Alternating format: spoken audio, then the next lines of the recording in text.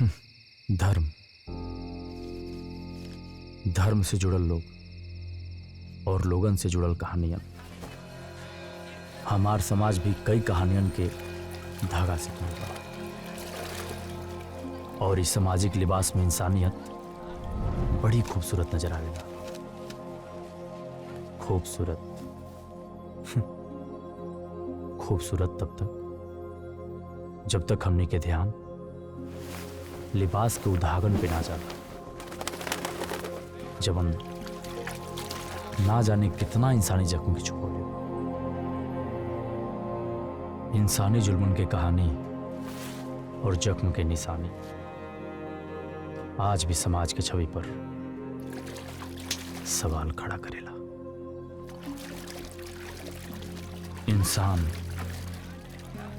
इंसान अपन पूरा जिंदगी मेहनत करेला ऐसे कि अपन परिवार खातिर पूंजी इकट्ठा कर सके, ताकि ओकरा ना रहला पर ओकर परिवार वो पूंजी के इस्तेमाल कर सके।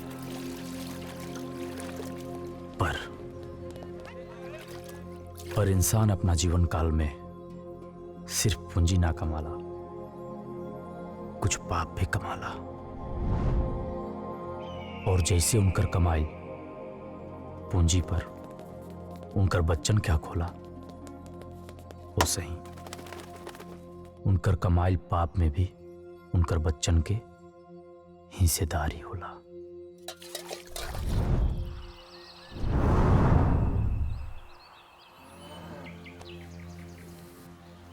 कारे काली,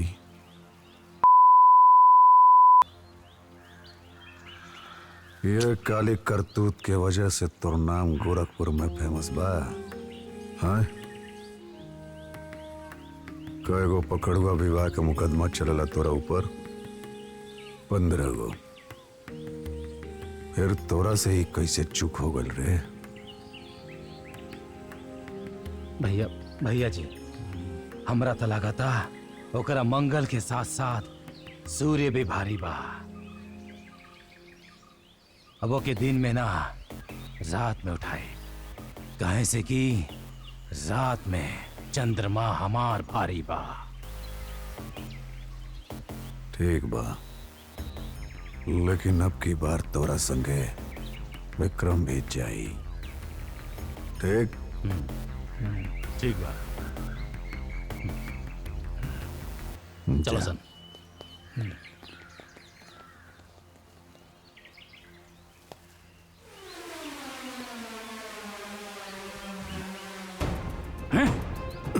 ले आओ, बैठाओ। आराम से ठीक से बैठे थे।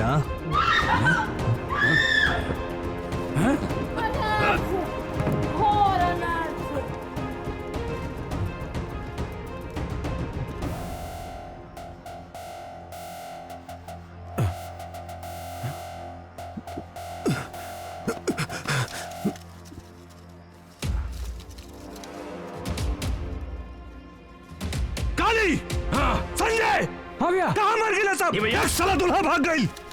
अरे जाके पकड़ो उसका। अरे देख, भाग मत।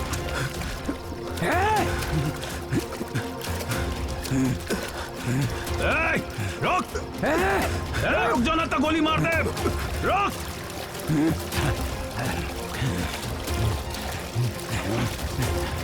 रोक, अरे आओ जल्दी।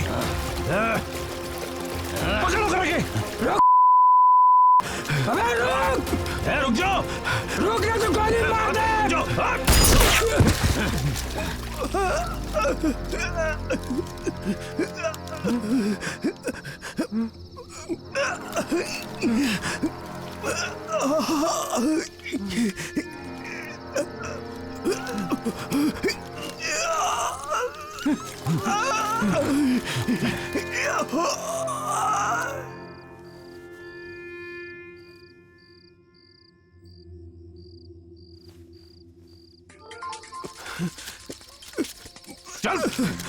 काबिल साले साहब, उठा ले बने जा ससुरा के, बस लेके आवते बने। विवाह के मुहूर्त भी तता। वो काबा जीजा जो कुंवरवा से मिसफायरिंग हो गया और गोली ससुरा के टांगे में लाग गई बा। तो थोड़ा टाइम लागी। ए, सभा लंडे हो सका रे। हाँ लंगड़ लड़का से अपने बेटी के ब्याह करम हम। कन्यादान कैंसिल, अब पिंडदान हो यू कर। मर्द सम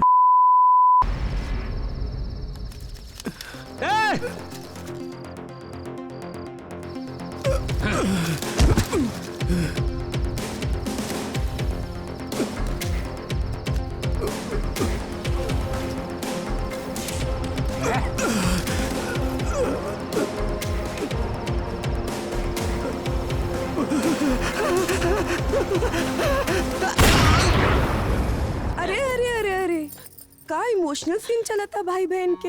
हाँ कान खुल कर सुन ला।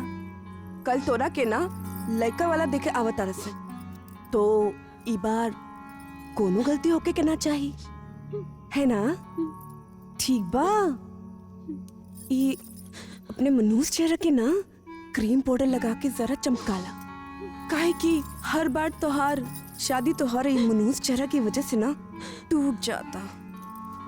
हाय वो बेचारी गाय तो बछड़ा बछड़ी के ना पैदा करके चल गई और मान गई हमार गले, है ना दीदी। का हो हमार गुण सहूर सिखावल गाली लगाता। हाँ सुतेली जे है ना। नहीं नहीं दीदी ऐसा कोनो बात नहीं खे। महतारी तो महतारी होली। अरे अबे बच्चा भी आ, उम्रे का बा।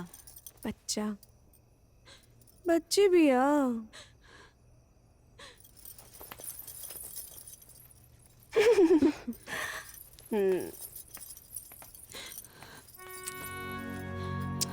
कोनो बात नहीं, हम बानी ना। हाँ आजा।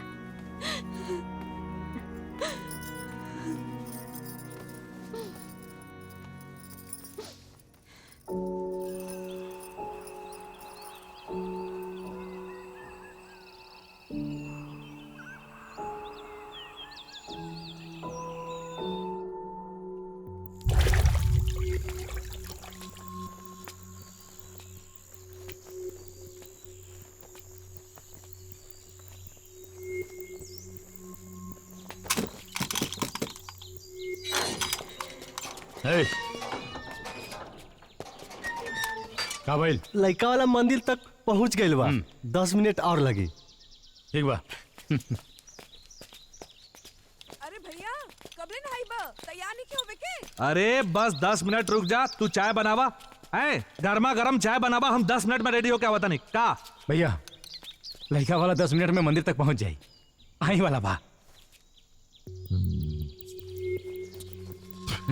तू एगो काम कर, हाँ। मंदिर के पास जाके खड़ा हो जो, वो लोग रास्ता भटक सकेला, वो लोग के लेके सीधे हाँ। रास्ता पकड़ा के ही जाओ जो।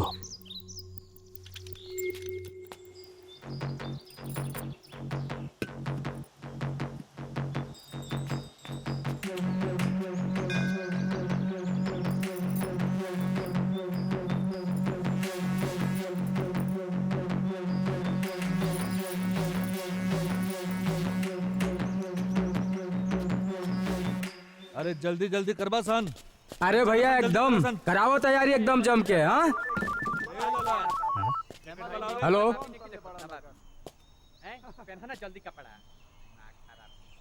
का बकवास करता रे। अरे लड़की के मामा तैयार हो जा भाई, तैयार हो जा। जी हाँ हाँ जीजा ठीक जी। बा। हाँ पंडित बस बियाह बिगाड़ देलस। का बियाह बिगाड़ देलस। ए चल रखवा रखवा चल चल लागो रे काम में।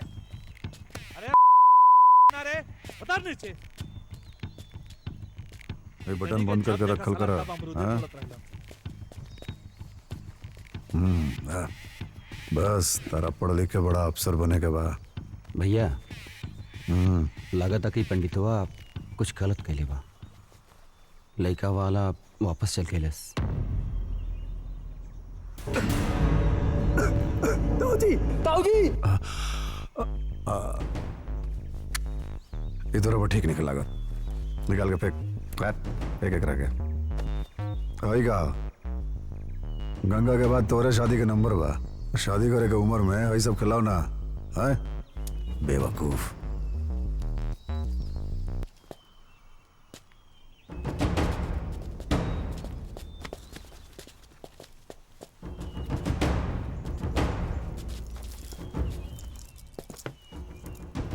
जौना पंडित के मंत्र पढ़े के सहूर नहीं खे वो हमरा बेटी के बियाह काटी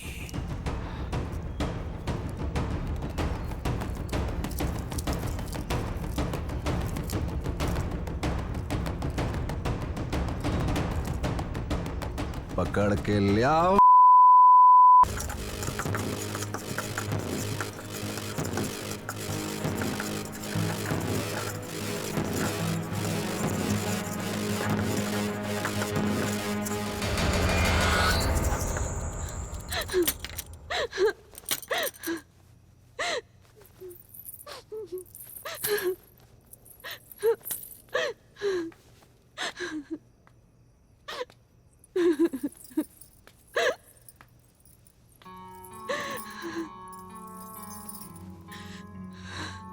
का देखो तारू आपन किस्मत तोहार किस्मत ना हम बताई तू डायन हवे तू कुल्टा हवे कुल्टा जीते जी तो अपनी माँ के खा गईलू तोहार बस चली ना तू तो अपने बाप के खा जाइबू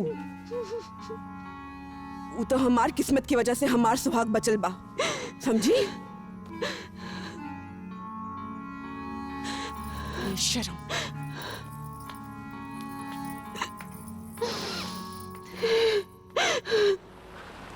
रुक रुक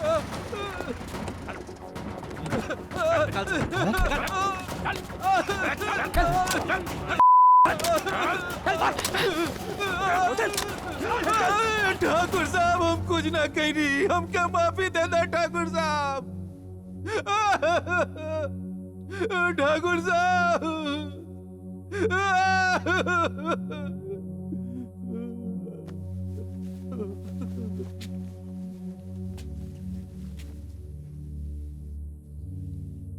पंडित हमार बेटी मांगलिक बिया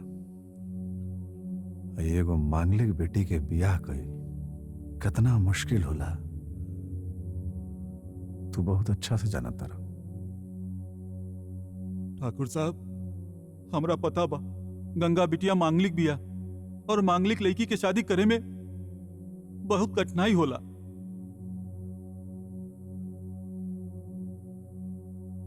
तोरा कैसे पता बा कि हमार बेटी मांगलिक बिया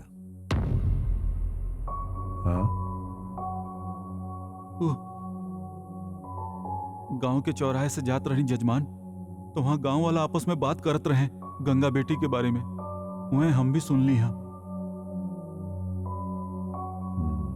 खैर आरती ला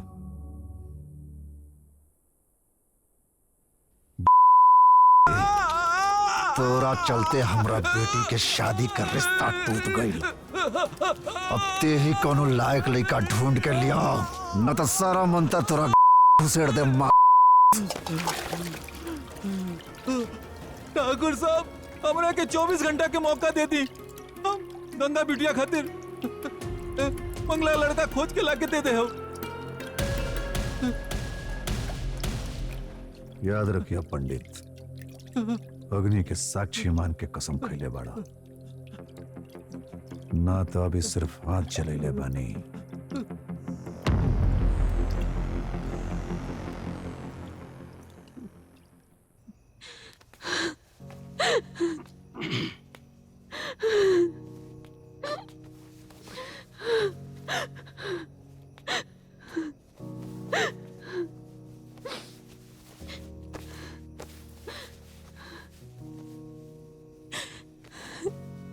हमरा जैसा ना भागा भाई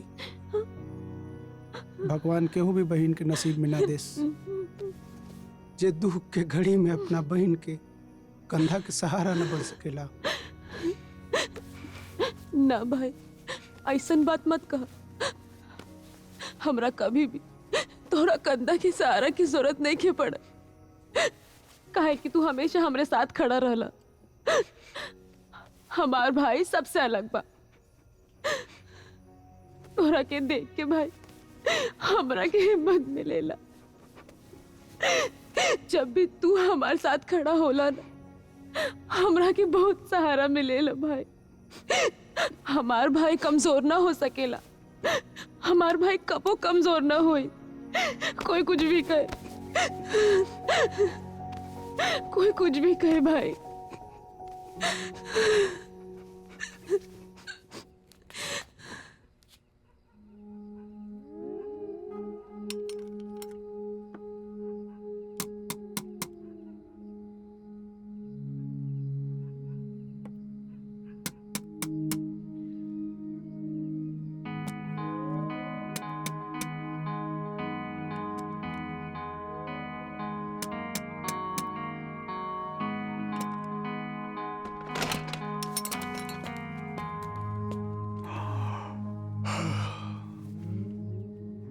पीले पीले पीले पीले पीले। देखला अजय, नंदनी कबो हमरा लइकन से सौतेली माई जैसन व्यवहार ना करे। बस हमनी के ना समझ पैनी सन। लागत है भैया रघुआ सही कहता नहीं। पीला। भौजी के मरला के बाद नौकी भौजी कमी के पूरा कर देले भैया। अब मान ला कि कबो कबो अगर गंगा बिटिया पर चाहे करण बिटवा पर किसी एबो करेली तो लइकन खातिर फटकारल जरूरी होला। वो कहावत बानू कि सबका रुपटा न माई के चटकन बराबरे होला। चली हमरा उंगियों लागत। हाँ आवा। पूरा पीला।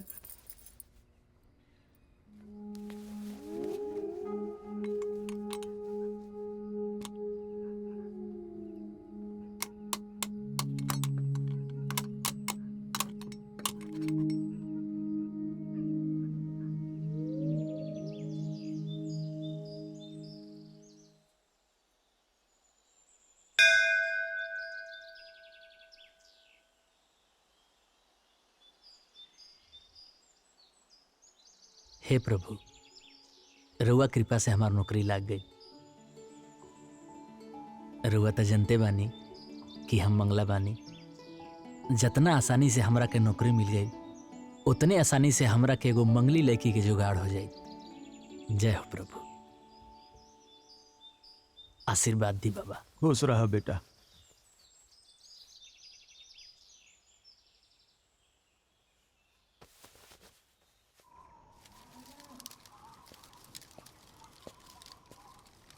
जिया जी, रउआ कुछ याद बा? ई पंडितवा के देवल समय खत्म हो गईल और लड़का के बारे में अभी तक कुछ ना बतैलस। इस सरवा के का करे के बा? करे के का बा? जा सन आ उठा के लिया आओ सन ओकरा के। आजे ओकर तेरा ही कह देता नहीं। हाँ?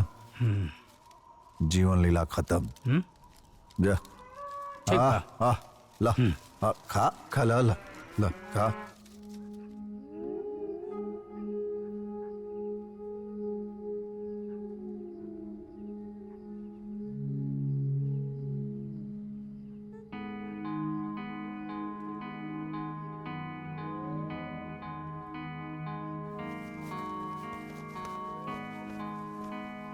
अरे हरदम मारे मुरे के बाद काहे करेला भाई जी तू? हाँ? देखो मतलब है कि वो जमीन चाहिए। अब ओकरा के मारा लोगिन चाहे प्यार से समझाओ लोगिन, मतलब उसे नहीं खे। बिजनेस हमने के आगे बढ़े के हाँ, वो तो बात बतला ही हो भैया। अच्छा, हमारी कोशिश रहेगी आपके एतवार तक काम फाइनल हो जाए। समझावे के काम राउर बा। हम समझा ले। बस हो गए? हाँ ठीक बा भैया। ना समझे तो उपाय बढ़ले बा, मार देव गोली। शांति बाबू शांति। भैया के तनी राजनीति में जाए के बा, सब लोग के मिला के चले के बा। हाँ ठीक बा, रुआ कहत नहीं तो सब ठीक है। चल चल रामानंद की जमीन ना लिखी हो लोग चल तो दिक्कत हो जाएगी। पंडित 24 घंटा बीत गईल, न लड़का के नाम बतैल और न लड़का के पता। पकड़ा। फोटो पता दोनों लाइल बानी ठाकुर साहब। इली।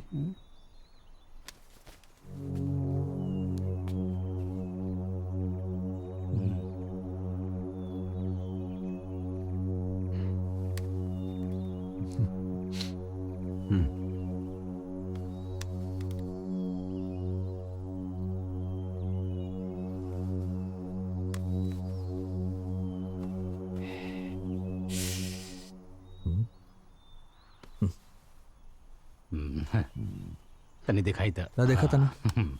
मामा डार्लिंग, अब फिर जीजा जी के हम उठाए। देखा लो। उठावे के बाद कोनो चिपके के नहीं खे, ससुरा खाली नामे के शेरा, कमुआ कुल बकरिए वाला करेला। ए विक्रम, तू ढेर सेरा के फेरा में मत रहा, ना तो तारा के खड़े लील जाई आ तारा पतो ना चली। बस ढेर मस्ती ना। और सुना लोग, अब की कोनो गलती ना होके के चाहिए, ठीक बा? अब जा लोग। हाँ तो भैया का कहत रहनी रहुआ? कहता नहीं कि सर्वियों के जमीन अगर समय से ना लिखाई तो दिक्कत हो जाए।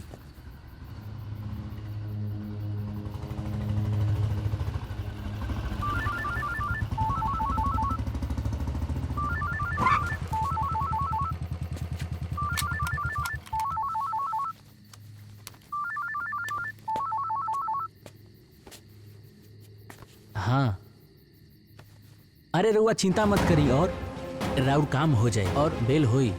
हाँ, पेपर सारा ओके कर दिल बनी।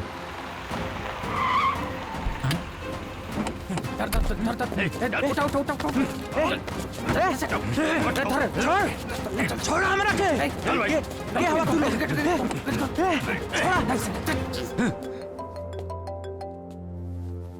जीजा जी, काम हो गए। लौंडा के लेके बस आवते बनी जा। लेके अवस्था लेके।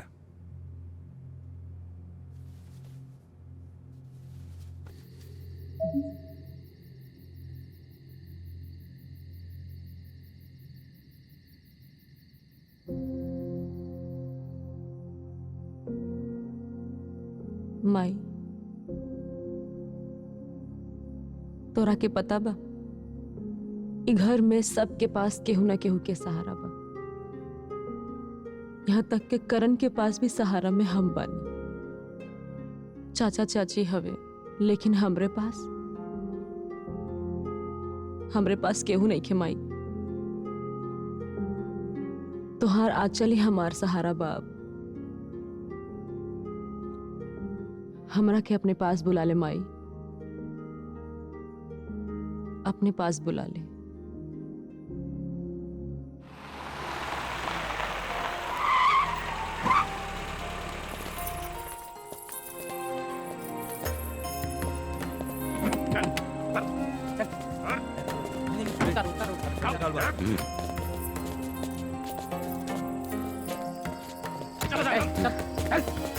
ले चल।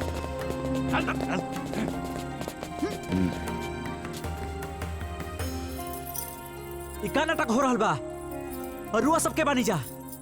हमरा कहीं जा ऐसे पकड़ के काहे लेल बनी लोग?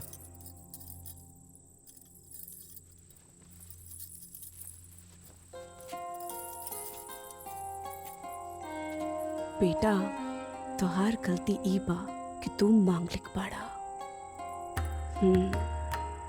लागत दामाद जी के खातिरदारी ससुरारी में जोरदार करे के पड़ी। बरक्षा के सगुन कल सवेरे मंगनी हुई। ओहो, ई पकड़ुआ बिया होता। लेकिन एगो बात कान खोल के सुन ला लोग, ई कानूनन अपराध भी है। दहेज लेहल कानूनन अपराध है, ई बतिया सबे जानता। बाकी बबुआ केहू मानता? सबे दहेजवा तो लेता ही बा। अरे अपन दलील प्रमाण दिहल बंद करा लोग। हमरा ई शादी मंजूर नहीं खे। ए काले, तने दामाद जी के बढ़िया से खातिरदारी करा लो, और तब तक खातिरदारी करो जब तक इस शादी से खुश निकल हो जा। ले जा सन। चल चल ले चल, हाथ उठे बे। चल यार,